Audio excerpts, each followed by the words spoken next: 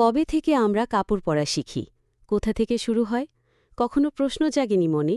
চলুন জেনে ফেলি। আশা করব ফলো বা লাইক দিবেন, জানাতে চাই পেজে।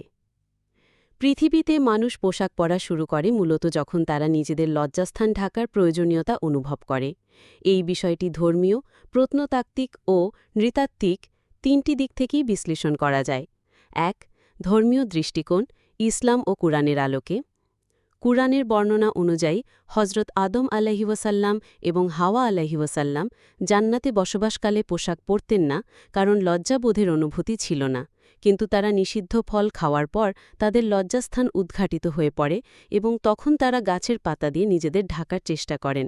সূরা আরাফ ৭ নম্বর সূরার ২২ নম্বর আয়াত। তাদের উভয়ের লজ্জাস্থান উদ্ঘাটিত হয়ে পড়ল এবং তারা জান্নাতের পাতা দিয়ে নিজেদের ঢাকার চেষ্টা করতে লাগল। এটা থেকে বোঝা যায় মানবজাতির লজ্জাবোধ শুরু হওয়ার পরই পোশাক পরার ধারণা তৈরি হয়েছে। ২. প্রত্নতাত্ত্বিক ও নৃতাত্ত্বিক গবেষণা অনুযায়ী মানব ইতিহাসে প্রাচীনতম সময়ে মানুষ পোশাক ব্যবহার করত না, তবে প্রায় ১ লক্ষ থেকে ১,৭০,০০০ বছর আগে মানুষ পোশাক পরা শুরু করে বলে গবেষকরা মনে করেন।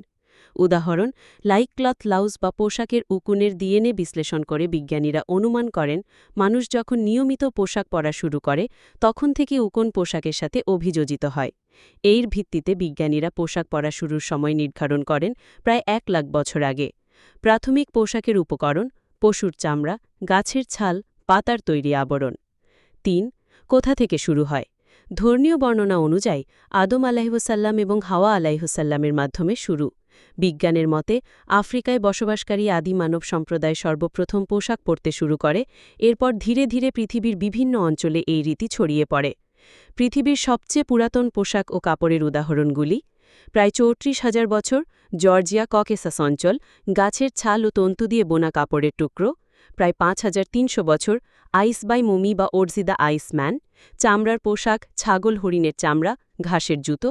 প্রায় ৫,০০০ বছর খ্রিস্টপূর্ব ৩,৪০০ তাকু লুটি পোশাক, মিশর, লিনেন বা ফ্ল্যাক্স দিয়ে তৈরি সেলাই করা পোশাক। প্রায় ৩,০০০ থেকে ৩,৫০০ বছর তুরফান পোশাক, চীন, পশম কাপড় দিয়ে তৈরি পোশাক।